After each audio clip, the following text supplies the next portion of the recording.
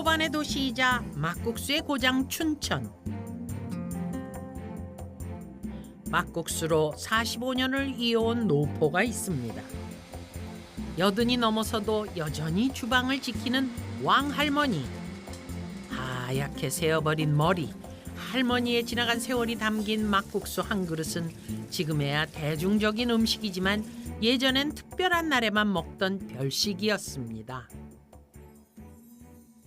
아, 이거 구연 손님만 오면 해드렸어요. 이제 사준이나 뭐 이제 집안 어른들 오시면 이걸 눌러드리지. 그 뭐 아무나 오시면 누르는 게 아니에요. 내가 넓게 엄마가 실래? 응? 그래. 어머니의 곁을 그림자처럼 지키고 있는 아들. 대견스럽게도 3대째 가업을 잇고 있다죠. 얘가 우리 애들 중에 이제 공부를 제일 안 하고 그랬으니까 넌 이거나 하라고 그래서 하는 거예요. 그냥. 아유. 어머니 말이라면 잘 듣는 아들이지만 막국수만큼은 의견이 다릅니다. 옛날에는 메밀을 껍데기를 까는 기술이 없어서 까만 껍데기가 많다 보니까 면이 잘 안 돼요. 그래서 야, 이게 무슨 국수가 이러냐? 이건 그냥 막 만든 국수다. 그래서 막국수라는 설도 있습니다. 아니야. 국수에 저기 이거 이 메물은 금방 이렇게 빠서 해드리잖아요. 그러니까 막국수라 그랬죠. 엄마 말이 맞겠죠.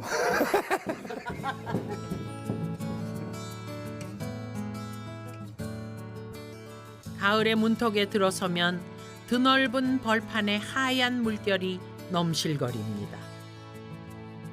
소금을 흩뿌려 놓은 듯 반짝반짝 빛나는 메밀꽃의 향연.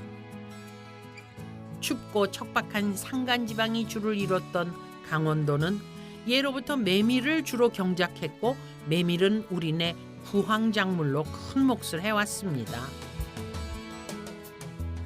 그 메밀을 반죽해서 눌러 먹던 국수 또한 서민의 밥상에서 절대 빠질 수 없는 음식이었죠. 그렇다면 춘천의 막국수 가게는 언제부터 있었을까요? 우리는 춘천교 백년사에서 반가운 이름을 발견할 수 있었습니다. 1930년대 이 춘천 시내 거리를 학생들이 지도로 그려놓은 게 있는데 이쪽에 보니까 춘천 초등학교에서 큰 도로를 건너서 가보니까 여기 여기 있네요. 방씨 막국수라고요. 방씨 막국수라고 아마 이 시대 때도 이렇게 막국수를 메뉴로 하는 그런 음식점이 아마 있는 걸로 지금 생각되네요. 예, 있네요. 예. 1930년대 춘천에서는 식당에서 먹을 만큼 막국수가 보편화된 음식이었습니다. 방씨 막국수가 증명하고 있죠. 그 당시에도 아주 번화한 거리에 자리하고 있었습니다. 이쪽이 그 도청 소재지가 여기 있고 그 밑으로 해서 상가들이 쭉 발달이 돼서 중앙시장까지 그 중에서 이쪽에 먹거리 집도 많고 예전에 이 건물이 없었고 이쪽 부근이 1930년대 방씨 막국수라는 상호를 달고 영업했던 그 장소입니다. 지금까지 막국수라는 이름이 처음으로 등장한 건 1934년 매일신보에 실린 한 기사인데요. 자세히 보면 소위 막국수라고 표기된 것을 확인할 수 있습니다. 그 당시 소설 속에서도 찾아볼 수 있는 막국수. 소설가 김유정은 고향 사람들의 생활상을 작품 속에 옮겨 놓았는데요. 이미 막국수는 서민들 곁에 가깝게 녹아 있었습니다. 국수집에는 아직도 마당의 불이 환하다. 아마 노름꾼들이 모여들어 국수를 눌러 먹고 있는 모양이다. 점성이 없는 메밀은 반죽을 국수 틀에 넣고 먹기 전 바로 눌러서 만들어야 합니다. 마을 잔칫날, 국수 틀에 매달린 장정들의 모습은 재밌는 구경거리 중 하나였습니다. 장정 여럿이부터 겨우 면을 뽑아내면 아낙네들이 갖은 양념과 고명을 얹고 동치미 국물을 부어 한 그릇 시원하게 내어주던 막국수. 추운 겨울 야참으로 먹던 추억의 음식이자 마을의 큰 잔칫날 귀한 손님께 대접하던 별미 중의 별미. 바로 만들어 함께 나눠 먹던 담백한 그 한 그릇이면 너도 나도 참으로 든든했더랍니다. 어렸을 때 그 시골에서 사랑방에 이제 손님들이 모여서 이제 화투 치기도 하고 그러잖아요. 그럴 때 방이 뜨끈뜨끈한데 이제 그 쪽문이 열리면서 아저씨들 이제 반죽해도 돼요. 그래서 반드시 반죽하는 시간을 물어본다고. 예, 반죽해도 돼요. 이제 막 반죽하라 이거죠. 조금 있으면 또 문이 열리면서 이제 뽑을까요? 그러면 예, 뽑아요. 그러면 아저씨 한 2명 나와요. 나와서 이제 누르라고 그러고 이제 막 반죽을 해서 이제 막 뽑아서 바로 동치미 국물에 말아서 먹으면은 진짜 맛있죠. 우리에겐 친숙한 막국수가 국어사전에는 어떤 음식으로 나와 있을까요? 1920년대 국어사전에는 막국수라는 말은 없지만 막이라는 단어가 금방 혹은 함부로라는 2가지 뜻으로 나뉘어져 있고요. 1930년대 사전에서도 막국수라는 단어는 찾아볼 수 없지만 막은 이제 곧 그리고 마구라는 2가지 뜻을 동시에 나타내고 있습니다. 이 때문에 막국수를 두고 여러 설이 전해지는데요. 거친 메밀가루로 마구 만들었다는 설. 지금 방금 만들었다는 의견도 있죠. 검은 묵국수의 묵이 막으로 변형됐다거나 껍질까지 빻은 막가루로 만들어 막. 메밀의 옛말인 교맥의 맥이 막으로 바뀌었다. 맛있는 국수가 막국수로 변형됐다 하는 주장까지 의견들이 분분합니다. 국수 틀이 집집마다 있지도 않잖아요. 그 동네에 하나 정도, 뭐 이장댁 뭐 이런 식의 하나 정도 있기 때문에 그걸 함부로 정성 없이 만들 수 있는 음식은 절대 아니죠. 과거에 우리 조상들은 음식을 굉장히 중요하게 생각했거든요. 왜냐하면 음식이 생명이니까. 별미로 먹거나 잔치에 쓰는 그런 국수를 함부로 정성 없이 만든다라는 거는 그건 어불성설이죠.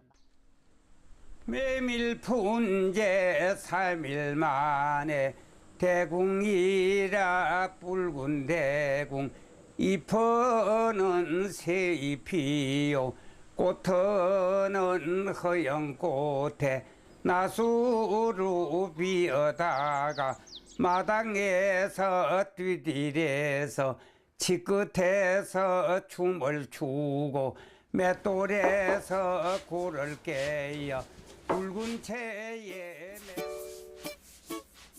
메밀가루를 반죽해 칼국수 마냥 끓여 먹는 향토 음식 호뚱치기 국수입니다. 호뚱치기 국수를 제대로 맛보려면 꼭 따라오는 단짝 친구가 있어야 하는데요. 바로 메밀면과 환상의 궁합을 자랑하는 막장. 막장은 강원도에서만 맛볼 수 있는 전통장으로 그 맛이 일반 된장보다 깊어 다른 육수를 쓰지 않고도 칼칼하면서 구수한 맛을 내죠. 그러고 보니 막장도 막이라는 부사가 붙네요. 막장을 다 옛날에 다 막장이지 뭐요. 옛날엔 된장이 네. 없었어요. 된장도 없고 여기는 강원도에는 된장이라는 게 전혀 없어요. 뭐 어른들이 막장이를 하니 대대를 내린 막장이를 하는 거지 뭐. 막장은 맵지 않는 게 막장이지 뭐 매주만 갖다 하는 게. 오색의 빛깔을 뿜어내는 강원도 청정지역 한계령. 이곳에서 강원도 고유의 막장을 만났습니다. 한계령에서 자란 메주콩을 참나무 장작불을 떼가며 무쇠솥에서 삶아내는데요. 번거로워도 바른 재료, 옛 방식을 고수하는 건 장인의 기본 도리겠죠. 10시간을 푹 끓인 콩은 옛 방식을 더해 메주로 탄생합니다. 간장을 빼지 않은 메주를 갈아 바로 담가 먹어서 막장. 혹은 대충 막 만든 장이라 막장이라고도 하는데요. 하지만 메주가 완성되기까지만 50일. 막장을 만드는 날이면 또 얼마나 바쁜지 무쇠솥 앞을 한시도 떠나지 못하고 보리죽을 쏘아야 합니다. 한마디로 기다림과 정성. 들어가는 재료의 수는 많지 않아도 준비하는 과정이 무척이나 길고 또 중요한데요. 보리죽을 만들고 나면 또 필요한 것이 있습니다. 그 보리를 싹을 틔운 것을 엿질금이라고 그래요. 엿질금은 곡물을 삭혀주는 역할을 해요. 그래서 우리가 장은 여러 가지 곡물이 들어가는데 그걸 삭혀줘야 하고 나중에 이 보리밥이 나중에 다 삭아서 장 속에 다 스며들죠. 오전부터 끓여낸 보리죽을 한 김 식히고 나면 본격적인 막장 만들기가 시작됩니다. 미리 곱게 빻아둔 메주가루를 넣고 되직하게 버무리는데요. 간수를 뺀 천일염으로 간을 맞추고 빛깔 좋은 고추씨 분을 잘 섞어줍니다. 마지막은 엿기름이나 콩 삶은 물로 농도 맞추기. 뭐 이거 바로 먹어도 되겠는데요. 지금 이제 재료들이 다 익혀서 나오는 재료라 산악지대에서 또 이런 산간지방에서 바로 해서 한 일주일이나 열흘 안에 먹었던 된장 같은 경우에는 바로 만들어서 바로 먹을 수가 없거든요. 이 막장 같은 경우는 옛날에 이렇게 해서 부뚜막에다 좀 한 일주일 정도 올려놨다가 드시고 그랬어요. 일주일이면 먹을 수 있는 장. 오래 기다리지 않고 담가서 바로 먹어도 그 맛의 풍미가 전혀 덜함이 없는 깊은 음식. 그 맛은 끓였을 때 진가를 발휘합니다. 무와 말린 명태머리를 넣고 끓인 이 음식은 텁텁하거나 군내가 없고 고추씨 분의 칼칼함이 더해져 겨울이면 생각나는 왁지기장. 바닷가 사람들은 풍요와 안녕을 기원하는 제사 음식으로 왁지기장을 올리곤 했는데요. 그만큼 막장을 귀하게 여겼습니다. 2월이면 바람님 오신 날이라 그래서 영등제를 해요. 그래서 바람님 오신 날이면 명태잡이 배들이 출항을 하는 거예요. 그럴 때 출항을 하면 집에 있는 이제 부인들이나 식구들이 풍어도 기원하고 또 바다에 나가는 아버지나 남편의 안녕도 기원하고 하는 거에서 제를 지내잖아요. 근데 바다 사람들은 무왁지기장을 정성스럽게 끓여서 장독대나 또 바다가 보이는 깨끗한 곳에다 놓고서 그 제를 지냈던 음식이죠.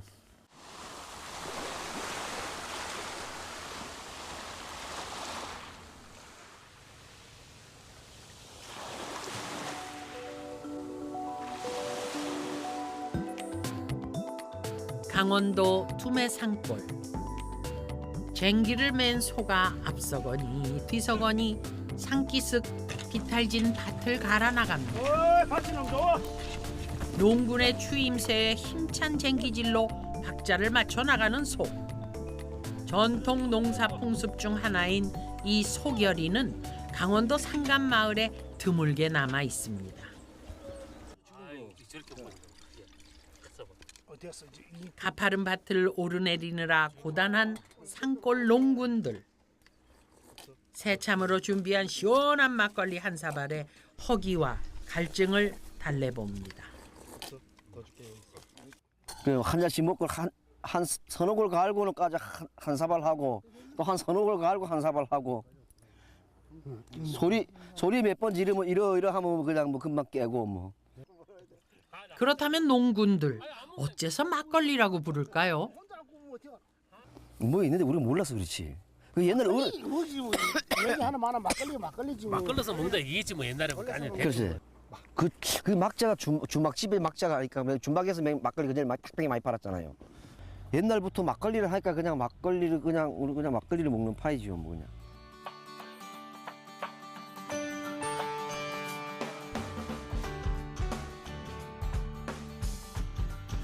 솜씨 좋은 아낙네들은 막걸리를 담아 크고 작은 집안일에 기니 쓰곤 했는데요. 오랜만에 막걸리를 만들 참입니다. 시루에 면 보자기를 깔고 천연 방부제인 솔잎과 불린 쌀을 넣습니다. 마당 가운데 솥단지를 걸어놓고 그 위에 시루를 얹어 밥을 찌는데요. 솥과 시루 사이 틈에 김이 새나가지 말라고 밀가루 반죽을 붙입니다.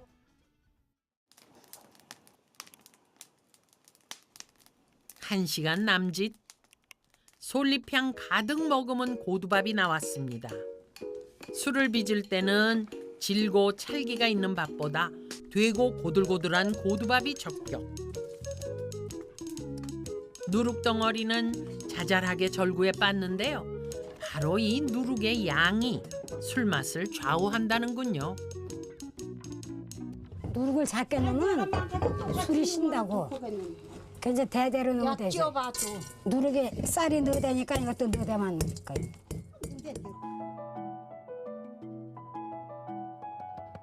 누룩과 고두밥을 섞는 과정에서 밥이 질게 뭉치지 않고 밥알 하나하나가 누룩과 어우러져야 발효가 잘 된다고 합니다. 막걸리가 좋으냐 색시가 좋아서 농촌에 왔다 한다. 아리아리랑 서리서리랑 막걸리가 좋구나.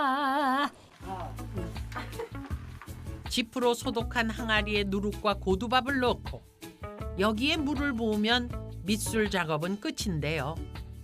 한때 막걸리를 집에서 만들지 못했던 시절이 있었다네요. 저 복개도 갖다가 저 마옥간 뒤에도 갖다가 집단을 갖다 놓고. 우린 들켰어요.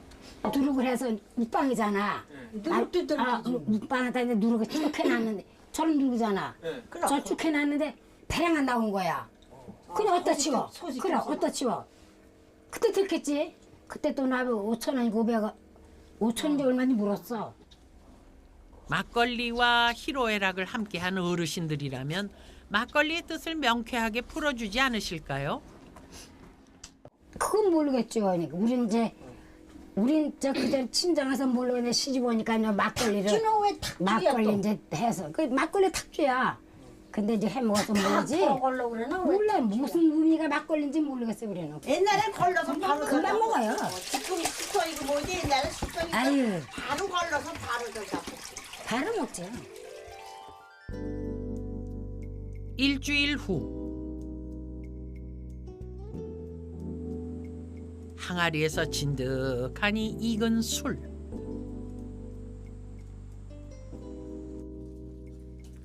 커다란 함지박에 술체를 올려놓고 잘 익은 술을 퍼내 체에 걸러냅니다. 이렇게 빛깔이 누런 막걸리는 톡 쏘는 산미와 함께 감칠맛이 뛰어나죠. 술지개미 꼭꼭 짜내 걸러낸 신선한 막걸리. 막걸리 거르는 날엔 잔치가 열립니다. 모내기를 시작으로 본격적인 농사철을 맞은 농촌은 바쁜 나날을 보내고 있는데요. 인심 좋은 할머니는 방금 걸러낸 막걸리와 구수한 막장 칼국수로 이웃들의 새참을 준비했습니다. 뜨끈한 칼국수로 헛헛함을 채우고 그리고 요 막걸리로 컬컬한 목을 시원하게 축입니다. 농사를 위하여! 캬, 얼마나 꿀맛일까요? 이제 배고플 때 한 잔 마시는 것이 그런 거예요. 막걸리. 그렇죠. 좀 먹어봐요. 그거를 맛있어요. 농주라고 그래서 용납해요. 그 식사 대용으로 배고플 때 허기를 이렇게 달래는 그러기 위해서 대포로 한 잔씩 먹는 거예요. 허기. 배고플 시절이니까 배고픔을 그거 한 잔에 달래는 거야. 그리고 일을 하죠 또. 막걸리는 농주, 탁주, 약주 등 서로 다른 이름으로 불리며 여러 뜻으로 나누어졌죠. 허나 우리 생활 속엔 늘 막걸리가 있었습니다. 언제 어디서든 우리 곁에서 배고픔도 달래고 기분까지 맞춰주니 이만하면 막걸리 국민주 아니겠어요? 19세기에 편찬된 조선시대 백과사전 광제물보를 보면 막걸리라는 단어가 등장하는데요. 문헌상 막걸리의 첫 한글 표기입니다. 조선시대 한글 소설이자 대표 고전 소설인 춘향전에서도 막걸리의 흔적을 곳곳에서 찾을 수 있습니다. 한 영감이 앉아서 막걸리 팔며 청주, 모주, 막걸리 모두 합해 혼돈주를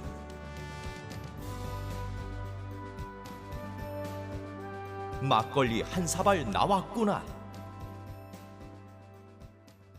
가장 그 연대가 확실하면서도 오래됐다고 생각하는 그런 책은 남원고사란 책입니다. 1860년대 그 서울 세책가에서 이제 필사한 책인데요. 대중들이 일상으로 먹는 그런 술로 이미 19세기 말에는 이제 자리를 잡지 않았나 이렇게 생각을 할 수가 있습니다. 산이 깊고 물이 맑은 강원도. 좋은 물로 빚어 깔끔하고 청량한 강원도 술은 전국에서도 최고로 꼽히는데요. 신생 양조장부터 50년이 좋게 넘는 양조장들. 그들에게 막걸리는 어떤 술일까요?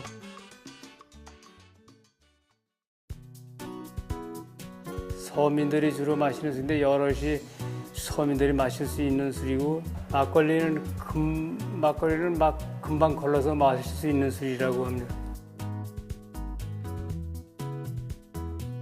즐거울 때나 기쁠 때나 농사 질 때 먹는 그런 흥겨운 힘이 생기는 음식이라고 볼 수 있습니다.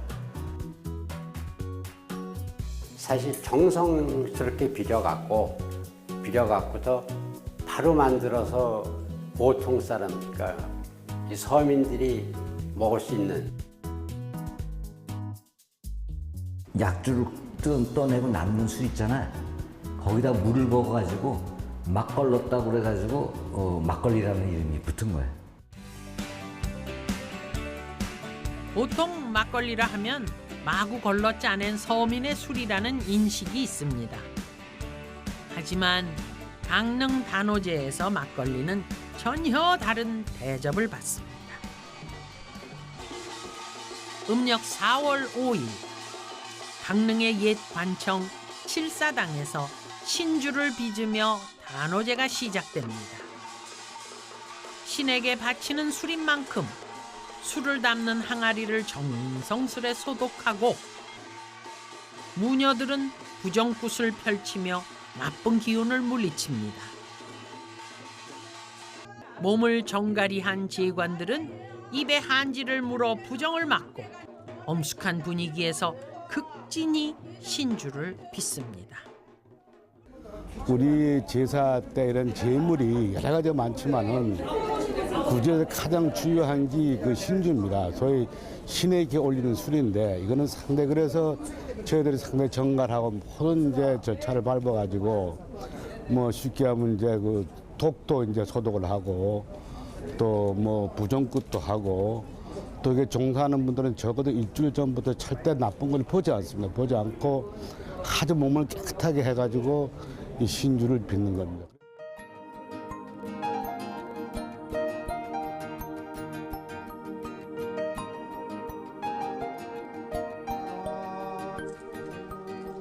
그로부터 열흘 후 강릉을 수호하는 여러 신들에게 산신제를 올립니다.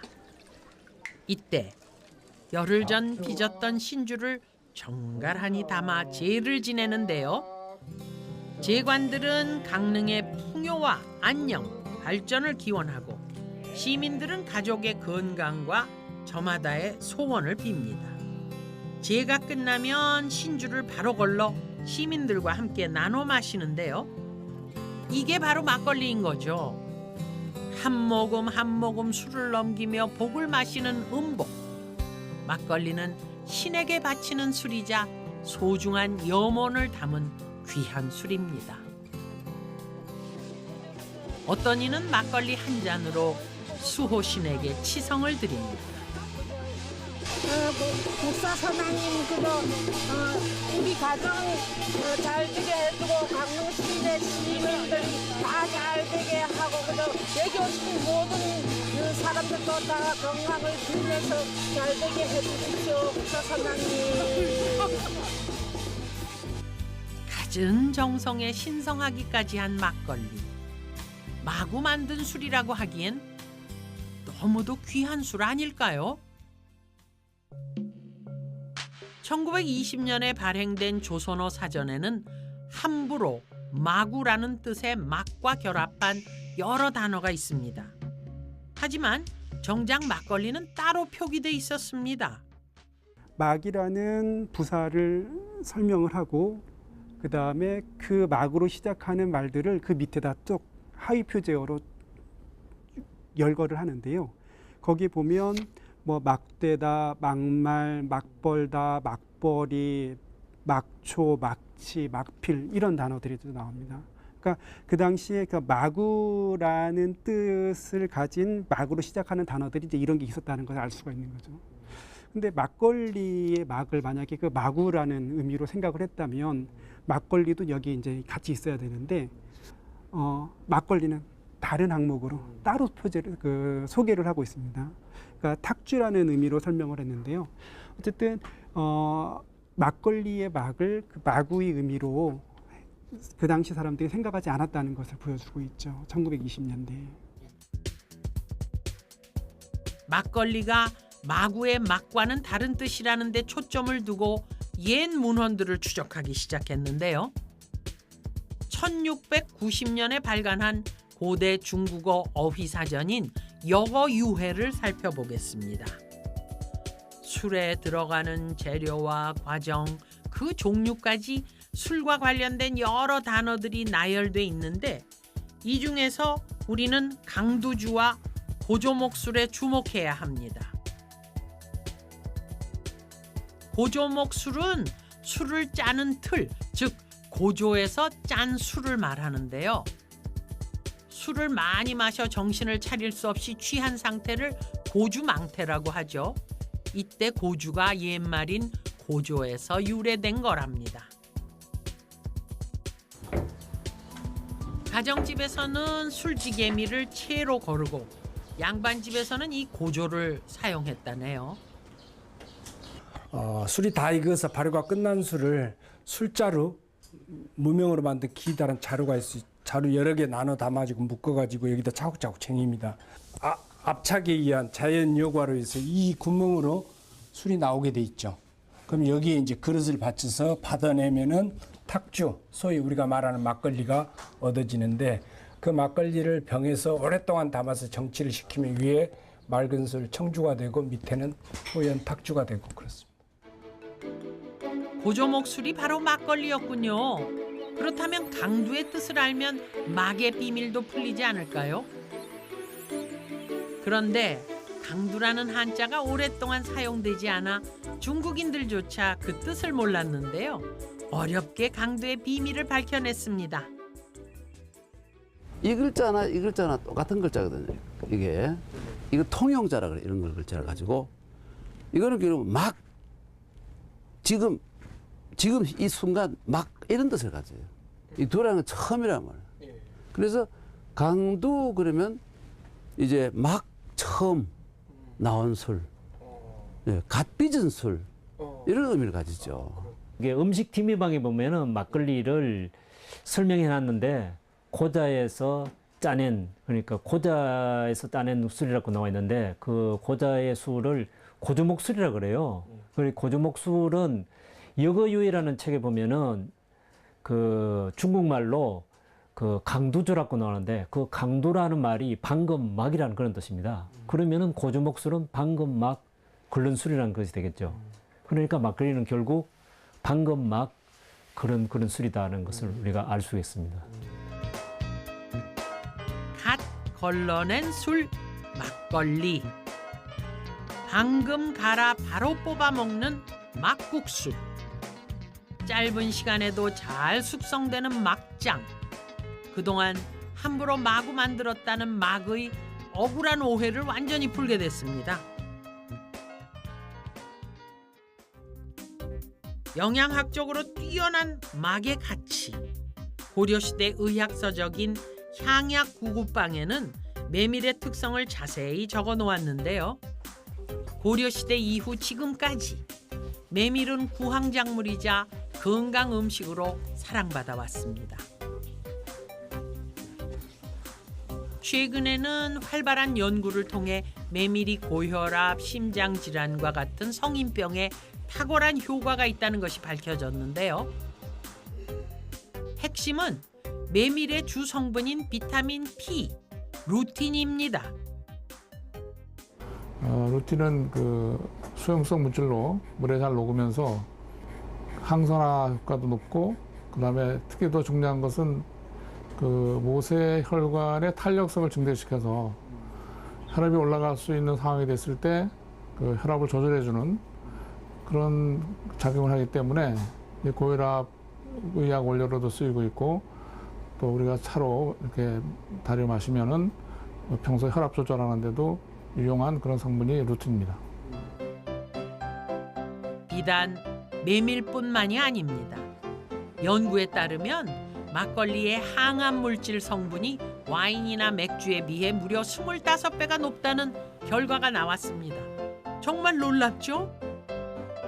이는 막걸리의 주 재료인 누룩, 더 자세히 말하면 효모 덕분입니다. 한 기업에선 막걸리 누룩으로 빵을 만드는 천연 효모를 어렵게 찾아내기도 했죠. 누룩은 우리의 고유의 발효 자원입니다. 그래서 이번에 누룩에서 찾은 천연 효모는 고유 미생물 발효 종균이 없는 우리나라의 식품 발효 산업의 수준을 한 단계 높인 쾌거라고 생각을 합니다. 야생 곰팡이와 효모를 번식시킨 천연 발효제 누룩. 이곳은 전통 천연 누룩을 사용하고 그 지역에서 생산되는 쌀로 술을 빚는데요. 인공 감미료는 절대 넣지 않고 쌀과 누룩, 숙성으로만 술맛을 내고 있습니다. 천연 누룩과 지역 쌀로 술을 빚는 양조장은 전국에서도 손에 꼽을 정도.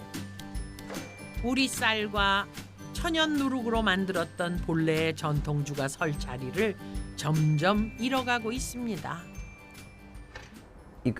일반 공장에서 만드는 술하고 이 전통주하고 가장 큰 차이점은 바로 누룩이 있는 거예요. 그러니까 일반 공장에서는 일제 강점기 때 입국이라 해가지고 누룩 아주 강력한 효모균만을 뽑아가지고 배양시킨 거예요. 그래서 고두밥을 이렇게 널어놓고 입국을 쫙 뿌리면 3일 만에 벌써 술이 돼버리는 거예요. 엄청난 거예요. 대신 맛이 단조롭지 한 가지 맛뿐이 없지. 근데 재래 누룩은 거기에 여러 가지 균들이 막 섞여 있다고. 균도 약하고. 그렇기 때문에 이렇게 배양을 시키는 거예요. 예. 그래서 한 달 동안 숙성을 시키고. 근데 맛을 보면은 공장 막걸리는 아주 단조로운 똑같은 맛인데 비해서 여기서는 단맛도 있고 신맛도 있고 쓴맛도 있고, 그러니까 오미가 이제 어우러졌다 그러죠. 여러 가지 맛이 나는 술이 되는 거죠. 안타까운 건 대부분의 양조장이 수입 농산물에 의존하고 전통 누룩을 사용하지 않는다는 겁니다. 그 결과 인공 감미료로 단맛을 내면서 전통적인 막걸리 맛이 사라지게 된 거죠. 원인은 전통 누룩 대신 일제 강점기 때부터 쓰던 일본식 백국균에 있습니다. 일제 강점기, 일본은 양조장에 주세령을 내려 엄청난 세금을 거둬들이고 백국균을 쓰게 하면서 획일적인 양조 기법을 강요했습니다. 상대적으로 정종은 도수가 높아서 상온에도 변질이 안 되니까 유통기간이 길어지고, 조선주는 도수를 낮춰서 물을 많이 타서 도수를 낮춰버리니까 유통기간이 짧아져 버린 거죠. 이때부터 한국 사람들이 제사나 모든 의식이 중요한 행사에 쓸 술은 정종을 사다 마시기 시작해요. 왜? 변질이 안 되지니까. 일본 술. 그렇죠. 그것을 한국에서 파니까 이 정종도 한국 술이라고 생각을 한 모양인데 전혀 사실은 일본식 술이었던 100%. 그리고 조선주는 점자 맛이 시큼털털해지고 맛이 변질되기 시작한 거죠. 그러면서 전통 양조장의 수가 급격히 줄어들고 막걸리는 각각의 개성을 잃고 말았습니다. 거기다가 주막에서 술을 만들어 팔거나 가정에서 술을 빚어 제사나 농사, 중요한 날에 썼던 가양주 문화를 완전히 금지했는데요. 일본의 기업식 양조장이 그 자리를 메우기 시작했죠. 1916년 자가 양조장 숫자가 29만이 넘었지만 1933년에 들어와서는 단 하나밖에 남지 않았습니다. 찬란했던 전통주의 명맥이 끊기고 만 것이죠.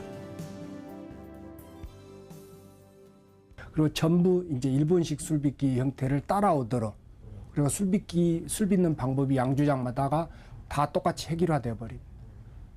계속 그 패턴으로 양조를 해왔고 더 이상의 방법도 더 이하의 방법도 없었던 거예요. 면허 기준 자체가. 양주장마다 다른 술이 만들어져야 되는데 양주장마다 다 똑같은 술이 만들어진 것이 우리의 지금 막걸리였기 때문에 오리지널 우리 막걸리는 아니라는 거죠. 그 일본 사람들이 들여왔던 제도를 타파하고 우리 방법으로 본래로 돌아갔으면은 우리 술은 지금의 사케보다 나는 앞섰을 거라고 생각을 해요. 왜? 맛이나 향이 사케보다 훨씬 좋거든요. 우리는 어쩌면 진짜 우리 술 막걸리를 한 번도 맛보지 못했을지도 모릅니다.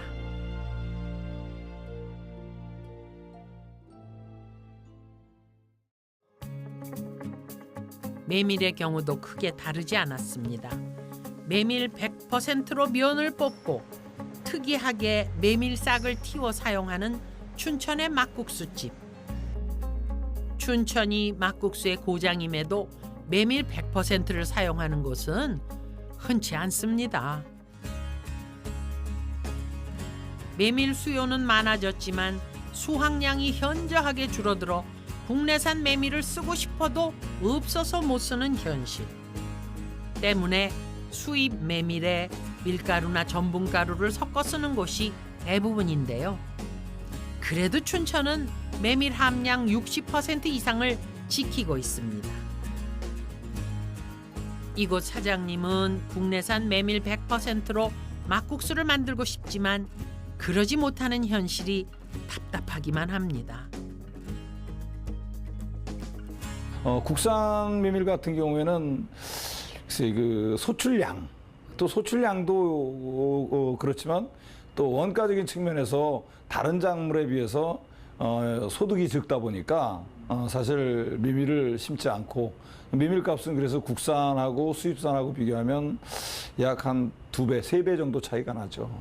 그러다 보니까 원가 대비 사실 그 수입산을 영업하는 데서는 쓸 수밖에 없고 실질적으로 뭐 대한민국에서 생산되는 메밀은 그렇게 몇 프로 차지하지 못하고 메밀이 다른 농작물에 비해 수익성이 떨어지는 탓에 다른 작물로 돌아선 농가가 늘고 있습니다. 메밀의 고장 강원도에서조차 매해마다 메밀 수확량이 감소하고 있죠.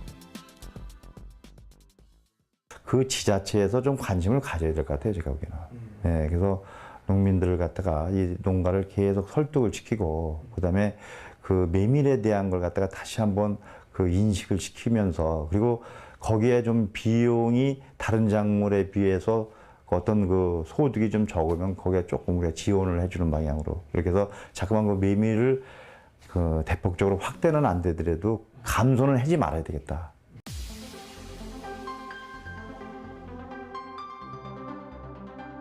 일본 최대의 메밀 산지 홋카이도의 호로카나이. 논과 밭을 메밀밭으로 일고 마을 전체가 온통 메밀로 덮여 있는데요. 모두 기계화 농법으로 재배하고 있습니다. 이들의 자랑거리는 재배에 그치지 않습니다. 메밀 싹 분리부터 세척, 건조에 이르기까지 전 과정을 체계적으로 관리하고 보존하는 매우 효과적인 시스템이 갖춰져 있는데요. 그중에서도 눈에 띄는 것은 대규모 건조 공장. 하면 이 메밀을 어떻게 최상의 상태로 보관할까요? 해답은 저온 저장 창고에 있습니다. 겨울철 내린 눈을 저장했다가 녹은 물을 순환시켜 전기세 걱정까지 뚝! 참으로 부럽고도 기발한 생각이네요. まずは、このそばの品質を保つのが一番で、もう一つがランニングコスト経費、大まかに5分の1ぐらいの節約になりますと、もう一つ強いて言えば、幌加内町のイメージの白い雪を使っています。 좋은 이미지까지 생기니 자부심 담긴 원산지 표기는 물론이거니와 메밀을 빻는 방식 또한 더더욱 신경을 쓰게 됐다는군요. 맷돌로 메밀을 빻으면 정교한 데다가 이물질이 없어 깨끗한 메밀가루를 얻을 수 있다고 합니다.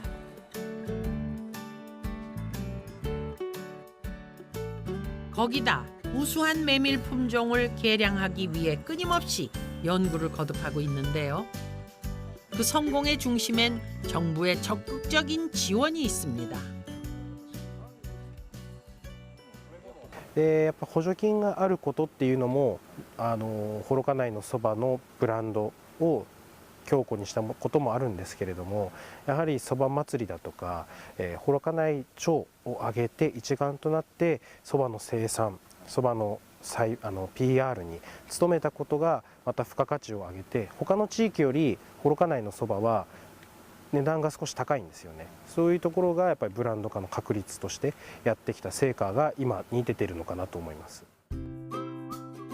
메밀에 대한 사랑은 일본의 소바 문화로 이어집니다.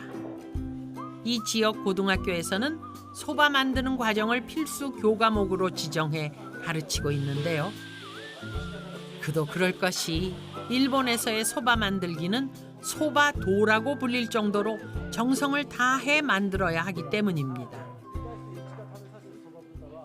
地元で蕎麦屋さんをやりたいと思っています。幌加内町は日本で一番そばを一番収穫している地域です。ですから高校も日本で一番のそば教育をしている学校になろうということで、それで生徒一人一人のそばの技術、それからそばに向かう心とか姿勢を大切にですね指導しています。 인구 1,500명의 작은 마을이지만 그들 대부분이 메밀과 연관된 직업을 갖고 있다는 호로카나이. 일본에서의 소바가 단순한 음식이 아니라 하나의 문화이자 유산이 될 수 있었던 그 바탕에는 오랫동안 곁을 지켜준 고마운 음식에 대한 자세, 그리고 음식을 단순히 먹는 것에서 그치는 것이 아니라 삶과 같이 대하는 그 마음에서 비롯된 것이 아닐까요? それから、日本は今高齢化が進んでますね、地方におきましては。ですからそういった高齢化の中で農作業の中でもその稲作よりもそばの方がですね労力的な負担が少なくて済む。それと北海道の場合はこれだけ広大な土地で機械化が進められるということでは、そばは労力的にも稲作ほど手間がかからないし、幌加内はそういったその水田の改良も積極的に水はけのいいそういう技術をですね確立して、そして圃場を整備して、そして栽培しているということで、ですから栽培技術も幌加内は非常に発達しているということですね。 모습은 달라도 열띤 메밀 사랑을 실감하는 이곳. 올해 60만 명이 다녀갔다는 춘천 막국수 축제인데요. 그 인기가 어느 정도인지 가늠이 되시죠? 처음으로 막국수 축제장을 찾은 이 가족은 색다른 즐거움에 빠졌습니다. 온 가족이 국수틀을 힘껏 눌러 가느다랗게 면을 볶고 갓 나온 국수를 채소 양념장에 비벼서 바로 먹는 재미. 세계 여러 나라 다양한 국수가 있지만 그중에서 막국수는 여럿이서 북적거리며 함께 나눠 먹는 어울림의 음식입니다. Very good. Yeah, 맛있어요. 재밌었어요. Yeah. I think that it's good for international food. It's a little bit different for us as Westerners because normally we don't eat noodles cold. But I think that many people, if they are willing to try, that they will like it. 세계인의 입맛을 사로잡은 막걸리. 이제는 직접 술을 빚고자 많은 외국인들이 체험 프로그램을 찾고 있다는데요. 막걸리의 화려한 비상을 다시 한번 꿈꿔봅니다. 재료 사용하면 또 다른 맛 나올 거예요. 왜냐하면 손맛 들어가는 거예요. 기쁘게 느낄 수 있어요. 성의 없이 마구 만든 음식으로 내몰렸던 처량한 신세에서 지금 금방 만든 신선하고 건강한 음식으로 본래의 가치를 되찾은 강원도 태생 막 음식. 다른 맛을 해치지 않고 자신의 맛과 향을 은근하게 바라는 순박한 정석까지 녹아 있습니다. 생생한 막걸리, 수수한 막국수, 달콤 고소한 막장. 강원도 막의 전성시대가 이제 막 열렸습니다. 네, 우선 이제 우리 강원도 하면 전통적으로 이렇게 토속 음식들이 이제 남아 있고 또 현대 사회에서 보면 이제 가장 사람의 체질에 맞는 그런 덜 가공된 덜 인공적인 음식이라고 봅니다. 그런 의미에서 보면 이제 막장이라든지 막걸리 또는 막국수 같은 경우는 강원도 사람들의 전통적인 제조 기법, 또 그 속에 들어가 있는 솜씨 또는 마음씨까지도 이렇게 담아내는 그야말로 맛있는 음식으로서의 막국수라든지 막걸리라든지 또 막장이 생산되는 방향으로 이렇게 나아가야 되리라고 봅니다.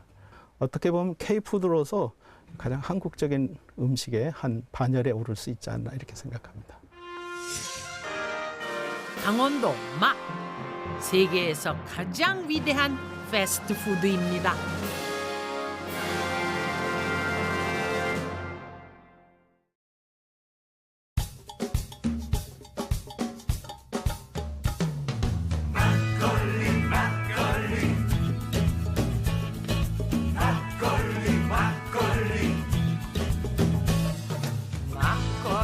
막걸리 시원하게 부어라 마셔라 즐거워라 오가는 술잔 오가는 마음 그래서 막걸리가 좋더라 기분이 울적할 때 예민할 때에 그때마다 너 있어 즐거웠다 오랜 친구처럼